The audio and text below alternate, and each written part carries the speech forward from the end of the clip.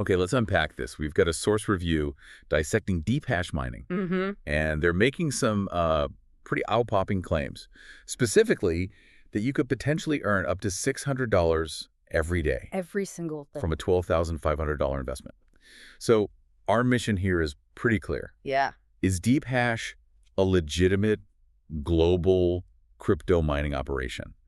You know, they claim sites in the US, Canada, Iceland, Bhutan, lots of places. Or is it just another high-yield scam dressed up? Exactly. That's what we need to figure out for you. And look, right from the jump, the source material throws up massive red flags. Like what? Starting with ownership.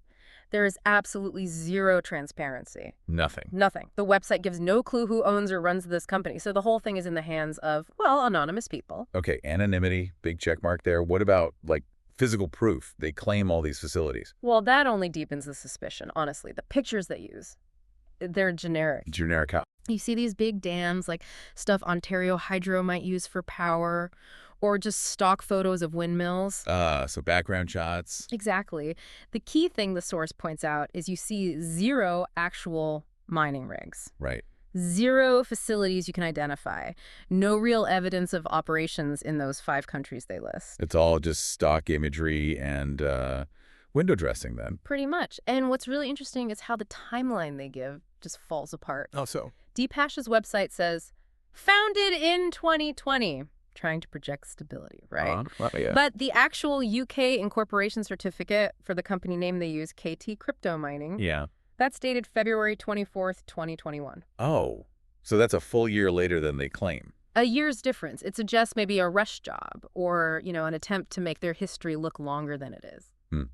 So unknown owners, dodgy proof, inconsistent dates. Yeah. But okay, let's say you look past that. What about the paperwork? The legal stuff? Well, that just adds to the mystery, and we need to be super clear here for everyone listening.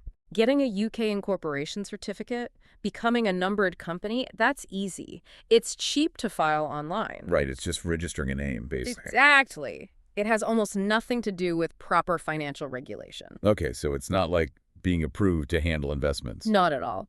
For a company taking public money, promising returns like this, they need real oversight. And DeepHash.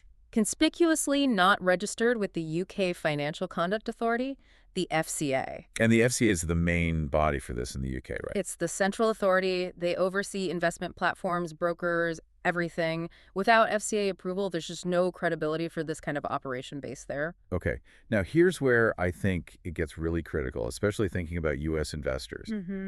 The source clearly points out that cloud mining platforms asking for public investment, well, they're legally offering a security. That's the key legal point. And if you offer securities in the U.S., you must register with the SEC, the Securities and Exchange Commission. Absolutely. And this is the core vulnerability for DeepHash, legally speaking.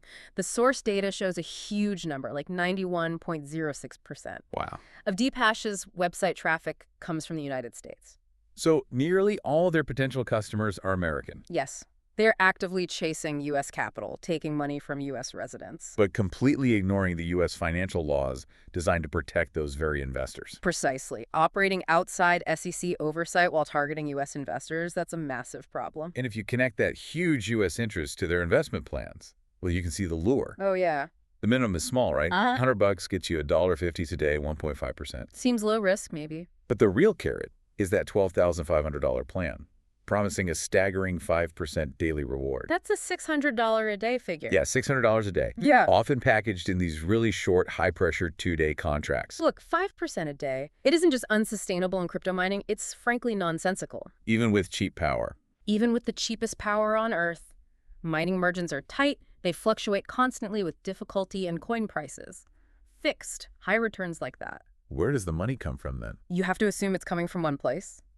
The next person who signs up. The classic Ponzi structure. It strongly suggests an affiliate scheme, maybe, or just a straight Ponzi model. Definitely not from actual productive mining activity generating those kinds of fixed profits. And the source mentioned something about their website traffic that seems to back this up. Yeah, the domain activity. Okay, the domain name itself was registered way back in 2017, which is weird in itself. Okay.